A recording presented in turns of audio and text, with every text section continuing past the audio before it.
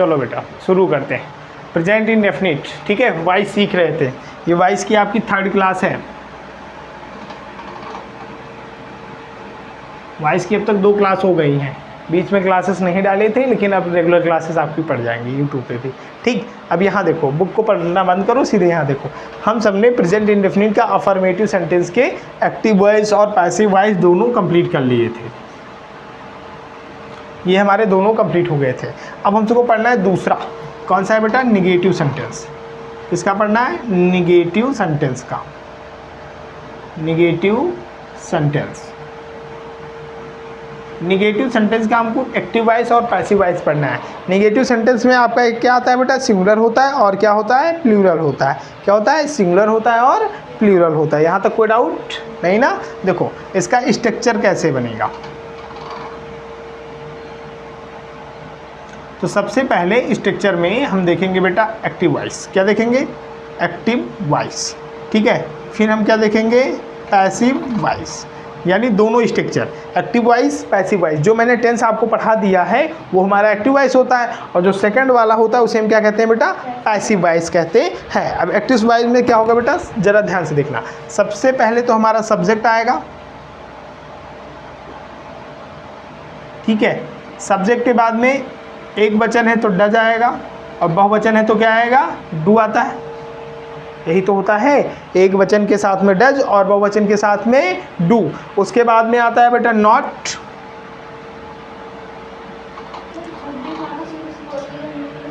कौन सा? देखो सबसे पहले निगेटिव सेंटेंस, फिर स्ट्रक्चर। एक्टिव वॉइस हमारा होता है, एक्टिव वॉइस में सबसे पहले सब्जेक्ट आता है। सब्जेक्ट के साथ में अगर सिंगुलर है बेटा सब्जेक्ट हमारा तो डज आएगा, और प्लूरल होगा तो क्या आएगा? डू आएगा। आप टेंस पढ़ चुकी हैं, ये वही वाला है टेंस का रूल, ठीक है। मैंने यहाँ सिंगुलर प्लूरल एक में कर दिया, अलग नहीं कर की लिखा है, ठीक है। अलग करके लिख सकते हैं लेकिन एक ही में मैंने लिख दिया है, डू और डज, ठीक है। फिर नॉट, नॉट के बाद में वर्ब की कौन सी फॉर्म आएगी बेटा? फर्स्ट फॉर्म, ठीक है। वर्ब की फर्स्ट फॉर्म को हम वर्ब की बेस फॉर्म भी कहते हैं, ठीक है।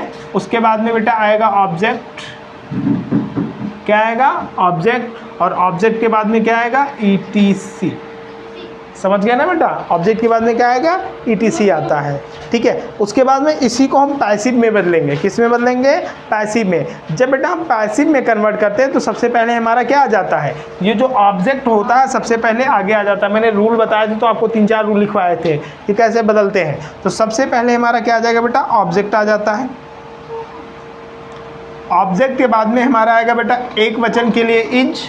यहाँ ध्यान दो बेटा, एक वचन के लिए इज लिखना बाद में, पहले समझ लो। एक वचन के लिए क्या आता है? इज आता है। बहुवचन के लिए क्या आएगा बेटा? आर आएगा। क्या आएगा? आर। और गलती से मैं आ गया तो उसके लिए आएगा एम। क्या आएगा? एम। समझ गए? ठीक है। क्या आएगा बेटा? एम आता है। और उसके बाद में फिर हमारा आएगा नॉट। क्या आएगा? नॉट, हाँ, ठीक है। क्या आएगा बेटा? हमारा नॉट आएगा। सुनो, नॉट हमारा कंप्लीट हो गया। देखो सबसे पहले ऑब्जेक्ट, एक वचन के लिए इज, बहुवचन के लिए आर, फिर एम, ठीक है। ये ऑब्जेक्ट है, ठीक है। ऑब्जेक्ट जब हम टेंस बनाएंगे तो उसमें किस प्रकार बनाएंगे, इसीलिए मैं एकदम अलग तरीके से पढ़ाता हूँ। हिंदी में भी लिखवा सकता हूँ कि देखो बेटा सब्जेक्ट के साथ में डू डज, एक वचन के साथ में है ना वर्ब की फर्स्ट फॉर्म लगाते हैं, तो इसको मैंने डायरेक्ट लिख दिया है इस प्रकार, ऑब्जेक्ट इज आर एम। उसके बाद में क्या होता है बेटा? नॉट। क्या आता है हमारा? नॉट आता है। नॉट के बाद में जल्दी से बता दो क्या आएगा? वर्ब की कौन सी form? 3rd form. Very good. एक चीज़ ध्यान रखना, एक्टिव से पैसिव कन्वर्ट करने में मैंने बताया था वर्ब की कौन सी फॉर्म आएगी? 3rd form. पूरे सेंटेंस में 3rd फॉर्म आती है। और 3rd फॉर्म के बाद में क्या आएगा? हाँ हाँ, ठीक है। 3rd फॉर्म के बाद में क्या आता है बेटा? हमारा बाई आता है। बाई मैंने बताया था प्रीपोजिशन होता है, और प्रीपोजिशन के बाद में फिर हमारा क्या आएगा बेटा? सब्जेक्ट, है ना। और सब्जेक्ट के बाद में फिर से ETC जो बचा हुआ है। अब इसको अप्लाई कैसे करेंगे, बना के देखा जाए, है ना।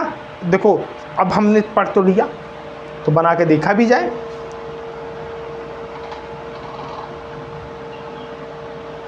अप्लाई कैसे करेंगे? सबसे पहले निगेटिव सेंटेंस का मतलब अफर्मेटिव में देखो, प्रेजेंट इंडेफिनिट का कोई निगेटिव सेंटेंस बताओ। जैसे वह स्कूल, हाँ, स्कूल पढ़ने नहीं जाता है। ये सेंटेंस है हमारा कौन सा बेटा? निगेटिव सेंटेंस है। अब इसका सबसे पहले हम कन्वर्ट करेंगे एक्टिव वॉइस, ठीक है। तो देखो वह का हमारा होगा ही, है ना, और एक वचन है तो डज, फिर क्या लिखेंगे नॉट, ही डज नॉट लिखना बाद में, पहले समझ लो, इसीलिए तुम समझ नहीं पाते हो, पहले समझो फिर लिखो। He does not go to school, है ना, go to school, he does not go to school, है ना, go to school. For reading school, ठीक है, द रीडिंग, द रीड, ठीक, यानी वहाँ नहीं जाता है, कहाँ, स्कूल, किस लिए, पढ़ने के लिए, ठीक है। He does not go to school the read. अब एक काम करो, टेबल लिख डालो 20 तक, हो गया। अब पैसिव वॉइस कैसे कन्वर्ट करेंगे बेटा, ज़रा ध्यान से देखना, ठीक है। देखो सबसे पहले इसमें क्या आएगा हमारा, पैसिव वॉइस में रीड आएगा ना, ये हमारा ऑब्जेक्ट हो जाएगा, कि ऑब्जेक्ट हमारा स्कूल बनेगा।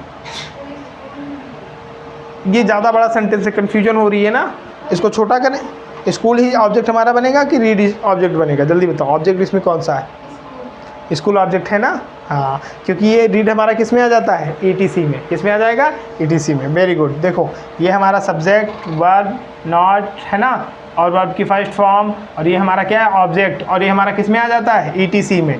ये सब्जेक्ट है ना, और ये वर्ब है, ये तो नॉट ही है, ठीक है, ये वर्ब की फर्स्ट फॉर्म है बेटा, ये हमारा ऑब्जेक्ट है, और ये क्या आ जाता है, ETC, ठीक है। एकदम साइलेंट होके रहो, वह कंप्लीट करो पहले, ठीक है।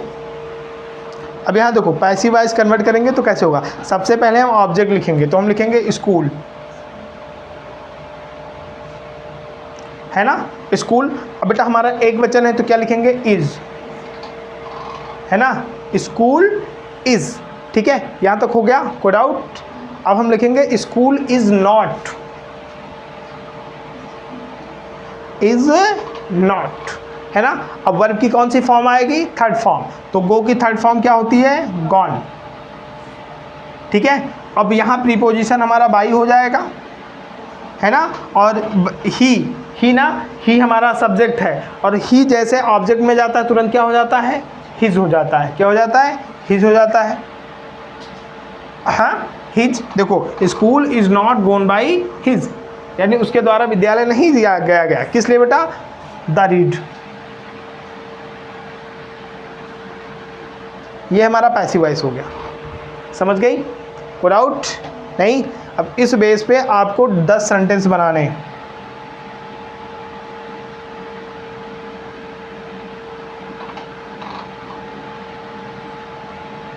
ठीक है। अब कोई डाउट रहेगा कमेंट कर लीजिएगा।